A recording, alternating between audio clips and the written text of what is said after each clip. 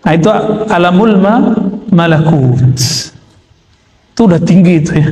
Alamul malakut itu mulai dari Baitul Izzah langit pertama sampai Baitul Ma'mur.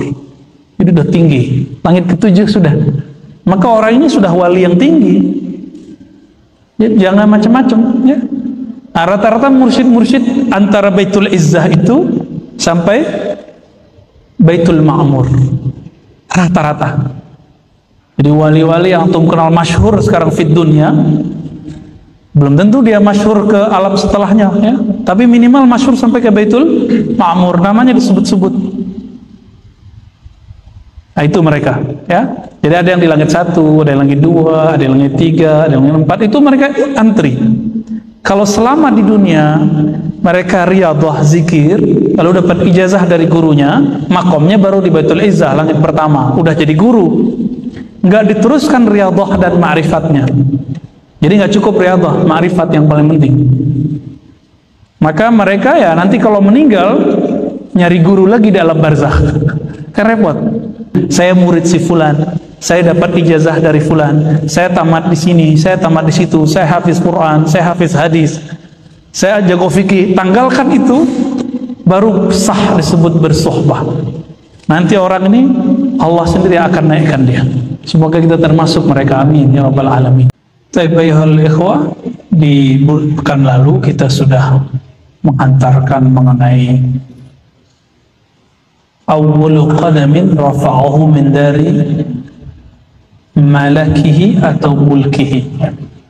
Jadi alam pertama yang kita sedang jejaki ini disebut alamul malak.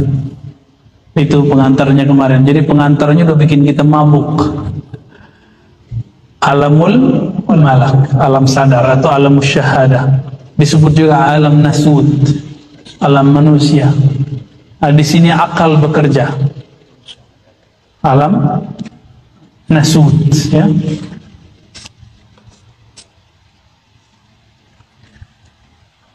Apabila Allah Subhanahu wa taala Al-Wahid Al-Karim yang maha memberi anugerah dan maha karim, berkehendak kepada salik,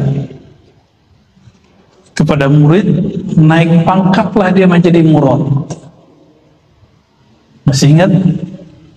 Awalnya dia murid. Apa arti murid? Orang berkehendak usul ilallah, hendak sampai kepada hadirat Allah Subhanahu wa ta'ala. Maka dia berjuang untuk meristirahatkan akalnya supaya akalnya lebih kuat.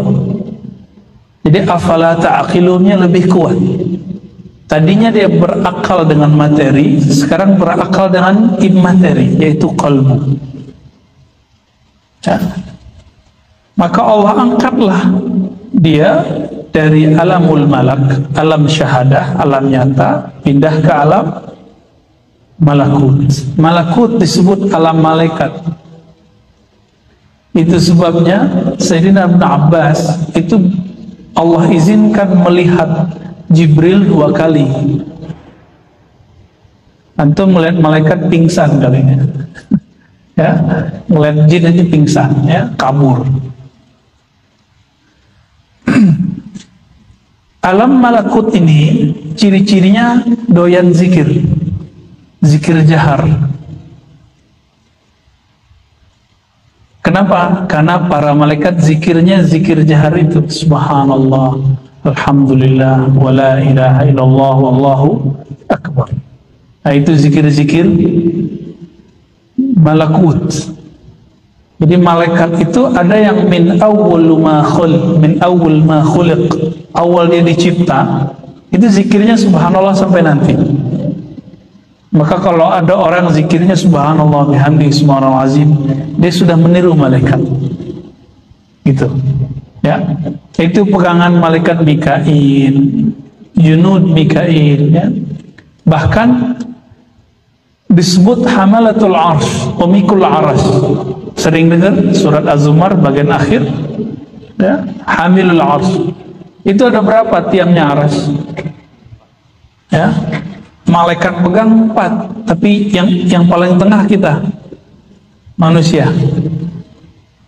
1 subhanallah, 2 alhamdulillah, 3 Allah Akbar 4, la ilaha illallah. Kita yang pegang la haula wala quwata illa billahil aliyil azim. Siapa yang megang ini, itulah yang disebut al-ghaus, wali al-ghaus. Inilah yang Nabi katakan, la taqumus sa'ah hatta la yuqal fil ardi Allahu Allah. Kiamat tidak terjadi sampai tidak ada lagi yang membaca kalimah Allah. Di lisannya dia baca la haula wala quwata illa billah, tapi sirnya membaca Allah. Allah. Itu sebabnya hampir semua tarekat sufi punya zikir ini. Zikir disebut ismul jalalah, tapi dalam tarekat Naqsyabandiyah disebut ismul zat bi ismil jalalah. Ya, zikir ismul zat dengan nama jalalah.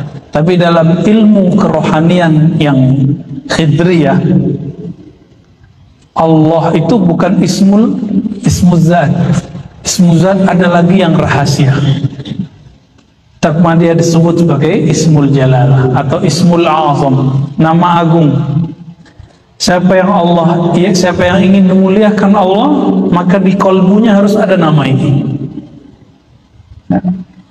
Maka kita zikir, berapa kali minimal. Awal ketemu saya berapa dulu? 1000, ya kan? Latihan aja, itu latihan, bukan pembatasan. Aqallu ma yaqra bidzalika salik, minimal. Nanti naik 200.000, naik 5.000, naik bertahap. Karena antum gak mungkin kan khalwat 40 hari. Ya, yang menghidupkan khalwat 40 hari dulu kan Maulana Al-Imam Suhrawardi, murid Syekh Abdul Qadir Jilani. Tapi kemudian itu hilang, habis dimakan zaman, dihidupkan kembali oleh Maulana Khalid Al-Baghdadi Ad-Dimashqi. Beliau menghidupkan tarekat beliau Naqsyabandiyah Al-Mujaddidiyah, karena beliau mentajdid ditambah khalwat disebutlah Khalidiyah. Ini yang berkembang di hampir semua wilayah Indonesia. Adapun tarekat Qadiriyah wa Naqsyabandiyah, Naqsyabandiyahnya bukan ke Khalidi tapi cuma sampai Muzhariyah.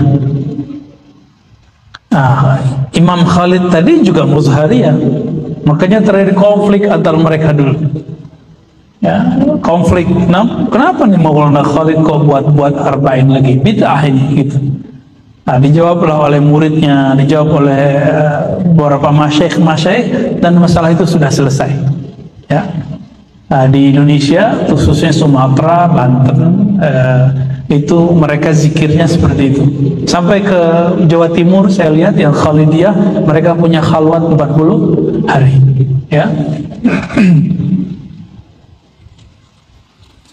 Adapun di Syaziliyah masih, cuma Syaziliyah mereka suhbah lebih banyak daripada khalwat. Ya, suhbah, bersuhbah, ngaji, ketemu, khidmat kepada guru, itu lebih banyak. Karena suhbah itu kadang lebih berat daripada khalwat. Kalau khalwat ngurus diri, kalau suhbah ngurus ego, lebih berat ngurus ego. Ya, antum harus menanggalin jubah-jubah keilmuannya, gelar-gelarnya, gelar-gelar ilmiahnya, gelar-gelar kiainya, copot semua itu, baru benar suhbahnya. Kalau enggak jadi murid sadiq, jadi muridnya murid kazib. Banyaklah murid kazib sekarang ini, ya, yang hanya mengikuti kiai, guru, syekh, ustadz, mursyid karena ada hajat dia pada guru itu. Kalau hajatnya selesai dia tinggalin. Ya. Nah, itu alamul malakut. Itu udah tinggi itu ya. Alamul malakut itu mulai dari Baitul Izzah langit pertama sampai Baitul Ma'mur. Itu udah tinggi. Langit ketujuh sudah. Maka orang ini sudah wali yang tinggi. Ya, jangan macam-macam ya. Nah, rata-rata mursyid-mursyid antara Baitul Izzah itu sampai Baitul Ma'mur. Rata-rata. Jadi wali-wali yang antum kenal masyhur sekarang di dunia, belum tentu dia masyhur ke alam setelahnya, ya. Tapi minimal masyhur sampai ke Baitul Ma'mur, namanya disebut-sebut. Nah, itu mereka, ya. Jadi ada yang di langit 1, ada yang langit 2, ada yang langit 3, ada yang langit 4. Itu mereka antri.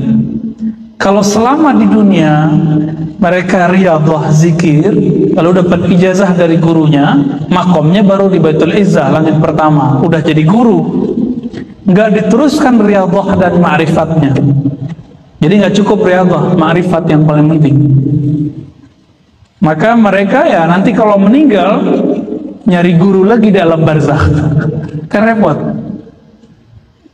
Apa dalilnya? Dalilnya hadis Sahih Bukhari dan Muslim.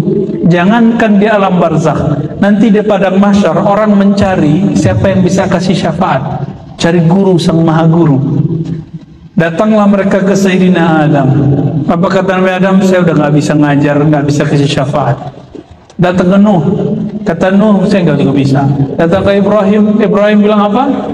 Musa, Isa Nabi Muhammad sallallahu alaihi wasallam. Kalau nggak diizinkan Nabi Muhammad, para nabi nggak dapat izin. Umat Nabi Muhammad dulu dapat izin dari para nabi. Untuk bisa bayangkan, lebih keren kita kan? Lebih keren kita umat Muhammad.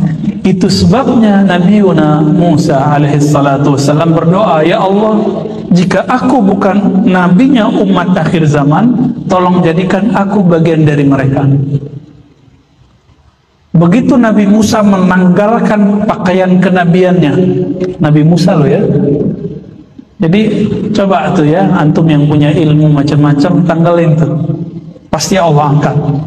Ini yang disebut wa ma tawadha'a ahadun illa rafa'ahu Allah. Ini tawadhu' hakiki.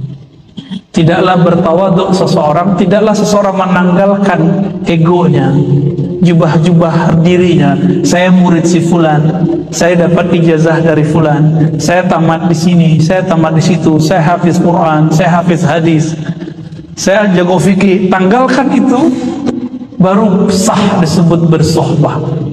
Nanti orang ini Allah sendiri akan naikkan dia. Semoga kita termasuk mereka, amin ya rabbal alamin. Nah, ini yang disebut nasab rohani, teman-teman. Yang ini yang punya cuma wali ghaus. Tidak semua mursyid wali ghaus. Wali ghaus cuma satu di dunia. Ya, kita sudah sering ulang ya, biar antum tambah ingat.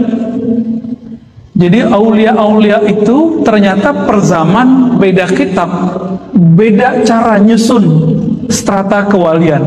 Tergantung di zaman itu si walinya bisa menangkap berapa. Di Indonesia dan termasuk di Turki, di berbagai tempat ya, ada Maulana Diyauddin Al-Khumushkhonawi, ahli hadis. Ya, beliau punya kitab judulnya Jami' Usul Aulia. Di situ menulis tentang strata para wali. Tapi beliau menyebutkan kutub cuma satu. Kutub yang satu itu namanya Al-Kutub Al-Ghaus. Namun kalau mengikuti sistem kenabian, berapa jumlah nabi? 124.000. Maka wali Allah ada 124.000 setiap masa. Berapa jumlah Rasul? Yang masyhur 313. Lalu yang disebutkan di Quran 25. Maka jumlah Ghaus itu cuma 25. Jadi dari dulu sampai sekarang dihitung, dari zaman Sayyidina Al-Husain sampai sekarang, dan penutupnya 25. Kalau dihitung-hitung Ghausnya sudah 24. Berarti tinggal satu dong. Maka ini sudah akhir zaman, teman-teman. Nanti kalau muncul Al-Ghaus itu, pastikan dia Al-Mahdi. Antum baiat sama dia. Leburkan semua torikot-torikot kita. Namun torikotnya apa? Torikot Mu'tabarah 4040. Leburkan semua, baiat kepada beliau. Itu. Kapan itu? Gak lama lagi. Cuma gak lamanya saya gak tahu. Gitu. Itu ilmu Allah Subhanahu wa ta'ala. Sebenarnya kita dikasih tahu sih. Cuma rahasia itu gak boleh dibuka-buka. Ya, kapannya, di mananya, wallahu a'lam lah nanti. Takut-takut kita salah kan? Takut-takut yang kita pandang itu salah. Wallahu a'lam bishawab. Dan itu bukan saya loh ya. Ini bukan muka Habib nih. Dia pasti Habib. Tapi tidak semua Habib, teman-teman. Ya, tidak semua Habib. Habibnya pasti yang tidak terkenal, mastur. Kebanyakan gaus itu mastur, tidak terkenal. Ini rumusnya. Gaus itu kebanyakan ya mastur. Siap, beliaulah yang punya ilmu ini yang tadi kita sebut. Jadi cukup ketemu beliau, tasdik sama beliau, antum sudah naik ke alam malakut sudah. Terus naik sampai Baitul Ma'mur. Malaikat Jibril sampai di mana? Sidratul Muntaha. Berarti malaikat pun hanya sampai Sidratul Muntaha. Itulah ujung dari malakut. Ini yang disebut di mukadimah kitab ini. Jadi ujung malakut di mana? Sidratul Muntaha. Maka disebut Muntaha. Sidrah itu disebutkan dalam hadis Imam Bukhari, dia kayak pohon, daunnya seperti telinga al-fil. Apa arti fil? Gajah. Nah, ini yang disebut ya pohon-pohon ma'rifat lah. Dia di penghujung. Wali kalau sudah bolak-balik di situ, kalau turun-turun ke bumi ngomongnya ma'rifat mulu, tapi ma'rifat malakutiyah. Ma'rifatnya para malaikat. Itu baru wali itu. Ya. Kalau walinya nggak tahu jalan ke sono, nggak usah ngaku wali deh. Ya. Kita belum nih. Kita nggak usah ngaku-ngaku, biar guru kita aja ngasih tahu. Ya. Kita nggak mau membicarakan hal-hal yang kita nggak tahu pasti masalah itu. Ini kan alam ghaib. Kita hanya menceritakan apa yang beliau katakan. Ya. Lalu jika Allah berkehendak, begitu dikatakan di sini, maka Allah angkat dia ke alam Jabarut. Jabarut, Jabar. Apa arti Jabar? Kekuasaan. Boleh diartikan itu alam kerajaan-kerajaan, kekuasaan-kekuasaan para arwah-arwah suci. Yang tadi 124.000 itu ditambah para malaikat.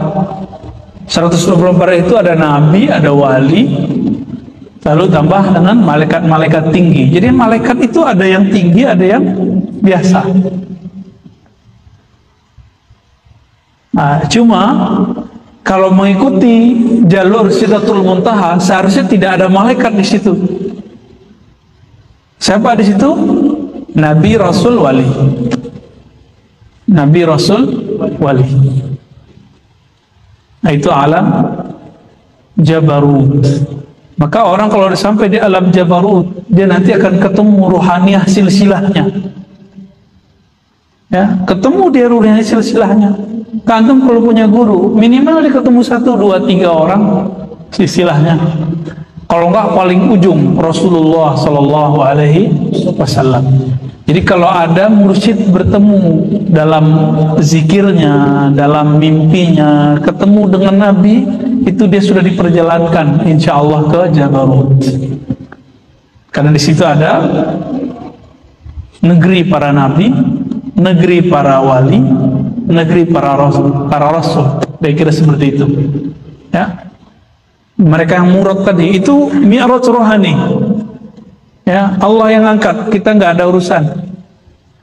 Mursyid cuma bisa mendoakan murid, kasih wirid, muridnya mau menanggalkan ego-egonya, jubah-jubahnya, semua gelar-gelarnya, nanti Allah angkat, insya Allah.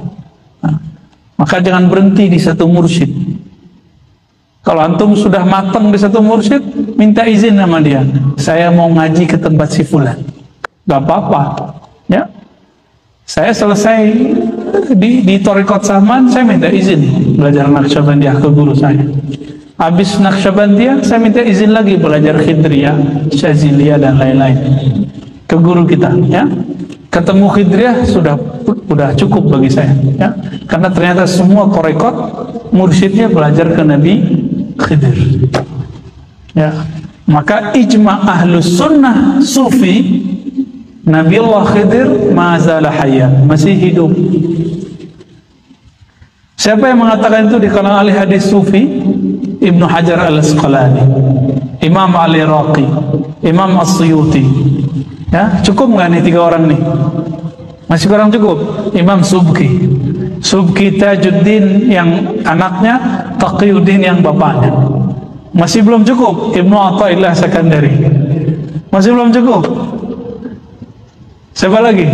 Abul Hasan Asy-Syadzili. Ya. Bahkan di kalangan fuqaha ada Al-Imam Ibnu Hajar Al-Haytami. Tapi beliau mengatakan saya nggak sadar, dan beliau mengatakan di Fatwa Al-Hadithiyah, akhbarani, ya, saya dikabarkan seseorang ahli zikir, ahli qalbu, bahwa Nabi Khidir mengucapkan salam untuknya. Mungkin nggak? Mungkin, ya. Kalau antum bisa berkoneksi dengan beliau, kadang-kadang ada dengar kalam gitu, ya. Semoga nanti ketemu dengan Al-Ghausnya, nanti diajarin tuh cara koneksi dengan beliau. Kalau enggak, ya untung-untungan. Jadi mursyid-mursyid di dunia itu berharap ketemu Nabi Khidir, tapi untung-untungan teman-teman. Cuma kalau antum ketemu Al-Ghaus, dia bisa atur dengan zikir-zikirnya, itu dapat dipastikan ketemu. Nah, semoga kita termasuk orang yang dapat anugerah itu. Amin ya rabbal alamin. Lalu beliau mengatakan, ya, orang-orang di alam Jabarut itu nanti dia mencicipi. Di sini disebutkan, ya, syaraban, ya, minuman-minuman Jabarut. Kalau bahasa guru kami di Khidriyah, dia memakan buah-buah Jabarut. Makanya coba lihat, kenapa ada mursyid Abul Hasan Syadzili nurunin wirid hizib apa tadi yang kita baca pada asar, hizib bahar, ya. Ada Al-Haddad, ada Al-Attas, siapa lagi, ada Syekh Abdul Qadir Jilani. Itu mereka nurunin wirid karena mereka mencicipi pohon-pohon dedaunan yang ada di alam Jabarut. Sesuai dengan teks ini, ketika dia turun, jika dia ahli kalam, ahli mau'izah, jadinya kitab. Jika dia ahli zikir, maka dia susunlah Hizib Nawawi, Hizib An-Nur, Hizbul Bahar. Itu canggih nggak mereka tuh? Dan mereka dapat izin dari sana langsung dari Rasulullah Sallallahu Alaihi Wasallam, karena Nabi tidak pernah mati. Dalilnya kita sering sebut. Jadi dalilun ala hayatin Nabi Sallallahu Alaihi Wasallam fi alamil barzakh ba'da mautih. Dalil bahwa Nabi masih hidup di alam barzakh setelah meninggal. Apa dalilnya? Dalil salawat. Antum dah hafal kan? Man shalla alayya raddallahu alayya ruhi fa arudda alaihi salam. Hadis ini hasan, ya, yuhtaju ka sahih, boleh dijadikan hujah seperti hadis sahih. Siapa yang mengucapkan salawat salam kepadaku, maka Allah kembalikan ruhku. Berarti hidup nggak? Hidup, ya? Lalu aku balaslah salam orang-orang itu. Jadi Nabi hidup di sana. Nah, ini jalan pintas kalau mau ke alam Jabarut itu salawat, ya. Itu sebabnya semua yang kita izinkan belajar zikir harus wajib bersolawat, ya. Biasanya saya udah kasih angka-angka tertentu, ya, 313, 400, 500, itu sedikit. Masyaikh kita 1000, 10.000, itu mah cuma per napas dia. Jadi jangan bangga dulu antum sudah zikir banyak, santai aja dulu. Ya, santai aja dulu. Kenapa harus bersolawat? Zikir itu panas. Makanya dalam adab zikir Imam Sya'rani di belakang kitabnya itu dikatakan apa? Setelah kita berzikir dimakruhkan minum air. Kenapa? Zikir itu panas. Kecuali antum bersolawat, antum boleh langsung minum. Gak disebutin di kitab kan? Coba lihat tuh di kitab Imam Sya'rani. Orang habis zikir itu ada hararah, ada panas dalam badannya. Ngerasain nggak? Dada kadang panas, kadang dingin, kadang panas dingin, kadang melayang, kadang berteriak, kadang terkejut, kadang merinding. Benar nggak? Dan sensasinya asik nggak? Nah, yang sudah mengamalkan zikir itu akan merasakan asik. Ya, alhamdulillah. Antum dah punya dua alam udah ya. Udah dua alam itu udah. Tinggal dinikmati. Udah dikasih perangkat begitu kok nggak dipakai. Ya, kita kasih ijazah zikir itu tinggal dipakai untuk berlayar ke alam rohani itu, ya. Baik. Lalu bagaimana cara dia kembali? Nah, beliau di sini menyebutkan di atas Jabarut ada lagi, tapi sudah nggak ada istilahnya di sini. Kitab Izzuddin bin Abdis Salam. Siapa yang melengkapi istilah ini? Dilengkapi oleh Sidi Ahmad Tijani dalam kitab Al-Faid Ar-Rabbani, mujallad wahid, 1 jilid, baru dicetak oleh Maktabah Kataniyah. Saya sarankan antum yang jagoan kitab beli, coba cari di Dar Kataniyah, itu banyak ya. Terus apa kata beliau? Di atas Jabarut ada namanya apa? Masih ingat kemarin? Lahut, alam ilahiyah. Di situ asma-asma, sifat-sifat itu orang akan lihat, asma-asma ya. Di atas Lahut, masih ingat? Hahut. Berhentilah di situ Sidi Ahmad Tijani. Maka beliau dapat gelar Khalifatul Aulia. Beliau khalifahnya para wali. Kalau Sidi Abdul Qadir Jilani gelarnya apa? Sultanul Aulia, masih lebih tinggi. Sidi Abdul Qadir masih lebih tinggi. Jadi semua wali-wali itu sungkem mama Sidi Abdul Qadir Jilani. Ya. Termasuk Syekh Muhammad Bahauddin Naqsyabandi termasuk. Ya. Abdul Hasan Sazili aja minta izin dulu ketika beliau membuat tarekat baru, itu minta izin ke Sidi Abdul Qadir secara rohani. Walaupun kemudian setiap murid tarekat menganggap gurunya paling tinggi, emang harus begitu. Kalau antum nggak usul, murid kalau nggak percaya sama gurunya bisa sampai nggak? Enggak. Sama kita mau belajar Quran, tapi kita nggak yakin guru kita bisa, ya nggak nyampe-nyampe. Jadi kalau udah ngaji, yakin gurunya ini wasil, gurunya usul, ditandain dia dapat ijazah dari gurunya, ditandain antum ketika ditalkin zikir ada rasa nikmat dalam kolbunya. Kalau belum, jangan salahkan gurunya, salahkan kolbunya belum bertawajuh kepada Allah Subhanahu wa Ta'ala.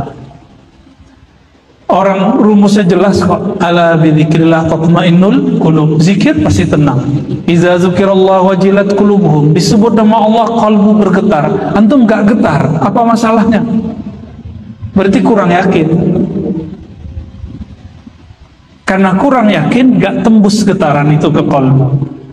Jadi jangan main sembarangan aja kita ya. Wah, ini makom gurunya nggak nyampe, dianya yang nggak nyampe, gurunya dibilang nggak nyampe. Ini bukan masalah umur. Saya punya guru, dia jadi mursyid umur 19 tahun. Sekarang umurnya udah 70-an tahun, nanti bisa bayangkan beberapa lama dia pakai zikir itu. Setiap malam dia nggak mau tidur kecuali minimal 5.000 dia khatam, minimal. Belum nanti sebelum subuh dia khatamkan lataif. Belum lagi nanti dia sabaina alfan min tahlil ya, 70.000 zikir la ilaha illallah. Nah, kalau duduk begini dia udah ngelihat antum itu udah kebuka semua tuh isi kolbunya sama dia. Cuma sampai di kolbu, ruh belum kebaca. Ya, ruh itu rahasia al-ghaus. Hanya al-ghaus yang dapat izin. Baik.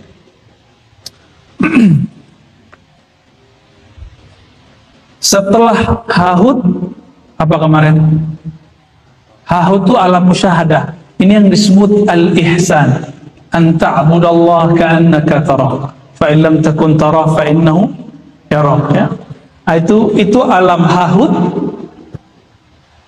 Ya udah wali besar lah itu. Ya. Udah nggak tahu deh namanya apalah. Nah, di atas itu ada lagi, tapi Sidi Ahmad Tijani berhenti di situ. Bukan berarti roh beliau berhenti di situ, tapi beliau berhenti mengistilahkannya, karena bukan haknya Sidi Ahmad Tijani menjelaskan makom setelah itu. Yang menjelaskan wali akhir zaman, ya, apa makom di atasnya. Nah, itu yang sudah kita jelaskan di pekan lalu, ya. Semoga kita diizinkan Allah untuk melewati makom itu supaya kita bisa bertaqarrub kepada Allah Subhanahu wa ta'ala. Apa kata beliau? Falamma sahha bidzikrihi wa sahha min sakrihi. Ketika orang ini sudah sah dia berzikir menyebut nama Allah, lalu dia bangun dari sakernya. Jadi orang kalau masuk ke alam itu dia saker. Apa arti saker? Mabuk. Dia mabuk. Inilah yang kemudian dibahasakan oleh Maulana Jalaluddin Ar-Rumi. Jadi zikir-zikir itu bagi Ar-Rumi itu sama dengan wine, khamar, tapi khamar rohani, bikin fly. Orang-orang kalau nggak paham istilah beliau dikira Jalaluddin Ar-Rumi menghalalkan khamar. Ya, nggak ngerti mustalah beliau.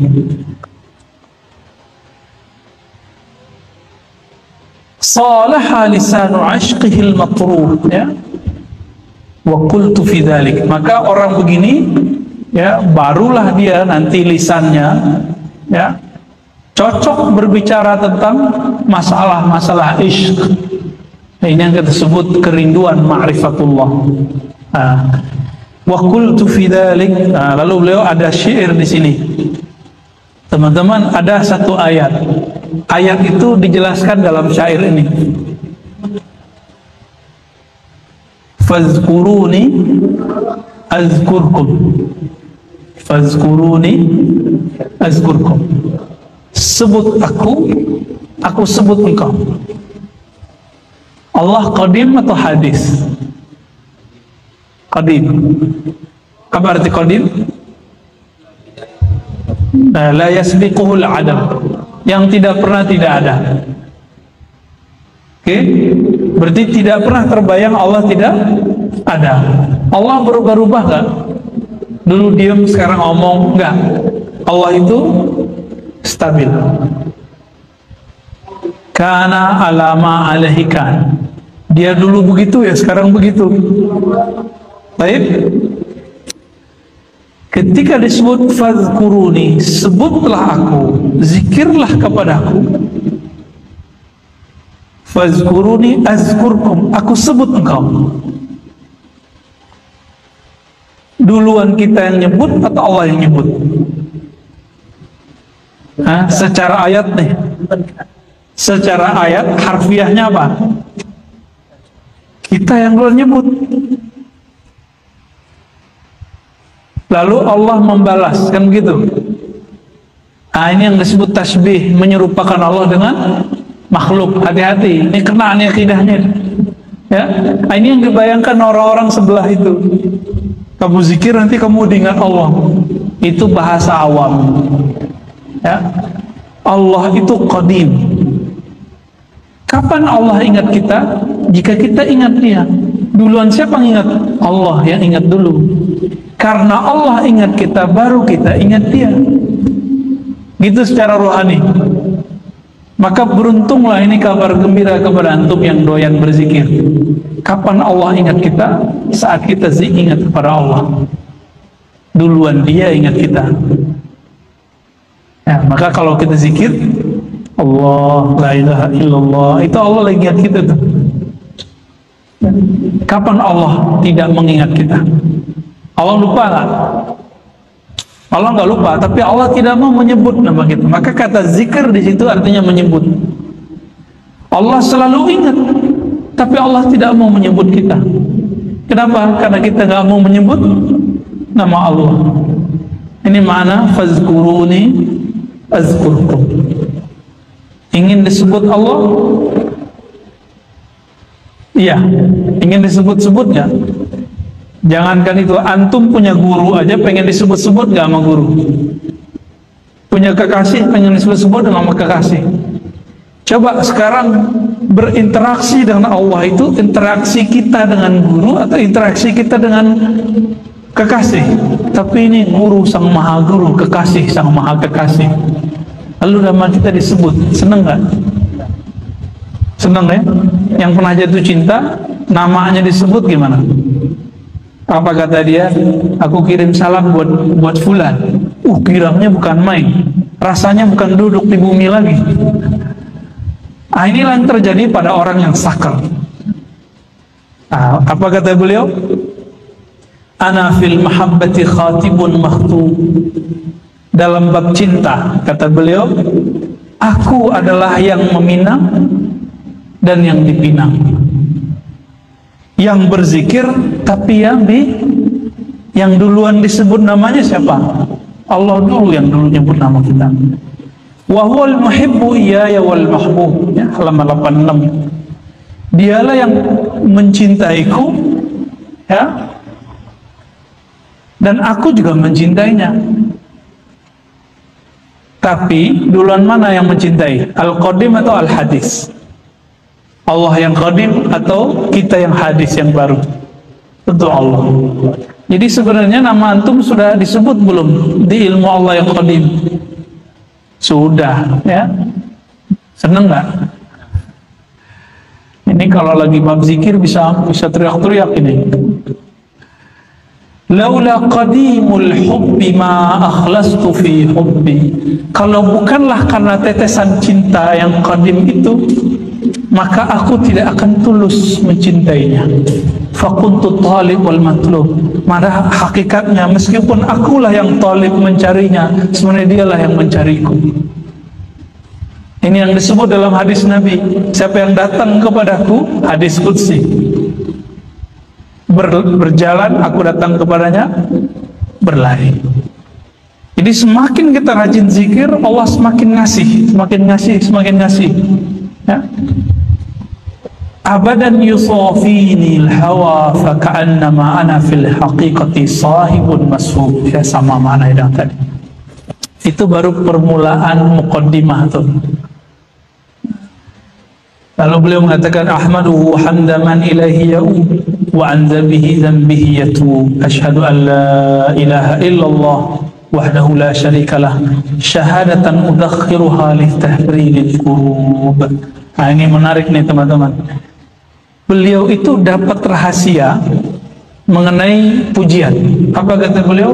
Ahmaduhu, aku puji ia, hamdaman ilaihi ya'ub, dengan pujian karena kepadanya lah kita semua kembali. Wa an dzanbihi yatub, dan karena dosanya kepada Allah kita bertobat. Lalu beliau mengatakan, aku bersyahadat la ilaha illallah dengan syahadat udakhiruha. Syahadat ini aku simpan litafrijil kurub, untuk menyelesaikan masalah nanti di akhirat. Jadi syahadat kita untuk nanti. Maka antum, kenapa kita tidak takut lagi, tidak sembunyi-sembunyi lagi ngaji tasawuf? Karena kita sudah melihat betapa dahsyatnya kalimat ini. Ya. Orang-orang masih bilang gini, ente nggak takut ntar dibilang sesat sama orang, ya, masih bilang gitu kan? Ntar nggak takut gila? Kita ini udah gila dunia, masa nggak mau gila kepada pemilik dunia? Baik. Fi yaumin la syuruqa li syamsihi wa la ghurub, yaitu pada hari, kalimah ini aku simpan untuk menghadapi hari yang mataharinya tidak pernah terpedam lagi. Hari apa itu disebut? Padang mahsyar. Wa asyhadu anna Muhammadan abduhu wa rasuluhu alladhi ikhtarahu min bainil anami khaira mahbub wa ja'ala hubbahu ala khaliqati muftaridan ghair mamdub wa sallallahu alaihi wa ala alihi wa ashabihi salatan daimatan la yaumi wa'dihi ghairi makdzub. Baik, jadi ini baru pengantar teman-teman. Jadi pengantarnya sudah bikin kita mabuk, udah mulai masuk ke alam inti. Jadi pengantarnya ini sudah selesai sebenarnya kitab ini udah. Karena dia sudah bicara tentang alam malak, alam jabarut, alam malakut jabarut, udah selesai semua. Tapi dia belum cerita kalau orang masuk ke alam sana, apa yang terjadi padanya? Apa yang terjadi pada orang ini? Nah, jika ada seorang imam seperti Abu Yazid masuk ke alam yang tadi, setelah masuk ke Hahut, masuk ke Bahut, terus sampai kepada Ahud, Ahadiyah Allah, maka di saat masuk ke Qul Huwallahu Ahad, apa yang terjadi?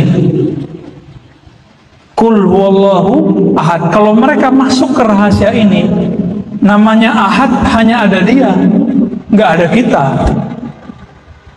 Di alam itu nggak ada kita. Jadi Abu Yazid ketika masuk ke alam itu apa bahasanya? Bukan subhanallah zikirnya, tapi zikirnya apa? Subhani, maha suci aku. Karena kalau dia bilang maha suci Allah, musyrik. Berarti ada dua orang, ada dia dan ada Allah. Apa kata Al-Hallaj? Ma fi jubbati illallah, tidak ada dalam jubahku kecuali Allah. Kalau dia bilang di dalam jubahku ada Hallaj, musyrik dia. Kenapa? Dia masuk ke alam Ahud, tapi ini lagi mabuk, bahwa boleh dihukumi syariat. Hukum syariat di bawah, di alamul malak.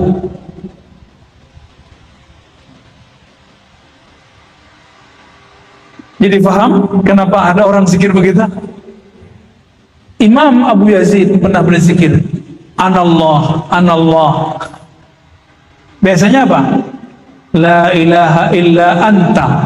Sekarang la ilaha illa ana. Karena di alam itu tidak ada kecuali hanya Allah. Allah pinjamlah lidahnya hadis Allah qadim. Maka tidak adalah yang hadis itu barang baru itu dibandingkan Allah yang qadim. Baru sah namanya wahdatul wujud. Jadi wahdatul wujud itu di situ. Kalau turun ke bawah, dia mesti ikut hukum lagi. Itu sebabnya kalau orang lagi minum-minum kopi terus ngomong wahdatul wujud, batal syariatnya. Ya, baru disebut zindiq. Sebaliknya, kalau dia sudah masuk ke alam Ahud, lalu dia mengatakan ana anta, ana abduka ya Rabb, anta rabbi ya Rabb, dia musyrik. Karena ada dualisme di situ. Padahal hanya ada satu wajibul wujud. Faham maksudnya? Inilah makna hadis qudsi. Ya. Fa iza ahbabtuhu kuntu sam'ahu alladhi yasma'u. Jika aku mencintai hamba, babnya bab cinta, maka aku ganti sifatnya. Sifatnya menjadi sifatku, sifatku menjadi sifatnya, jadi hilang. Ini disebut dengan fana. Tapi ini gak lama, nanti balik lagi ke bawah. Dia mendengar dengan pendengaranku, kalau ngomong dengan kalamku. Kalau Allah ambil lisannya, berarti yang ngomong saat itu siapa? Allah. Nah, inilah perbedaannya. Nabi Muhammad itu diangkat jadi nabi karena belum tahan. Ketika belum mengalami hal itu, ada yang disebut al-adab al-Muhammadi, adab Muhammad sallallahu alaihi. Gak boleh ngomong anallah walaupun lisannya dipinjam. Ini adab Muhammad namanya.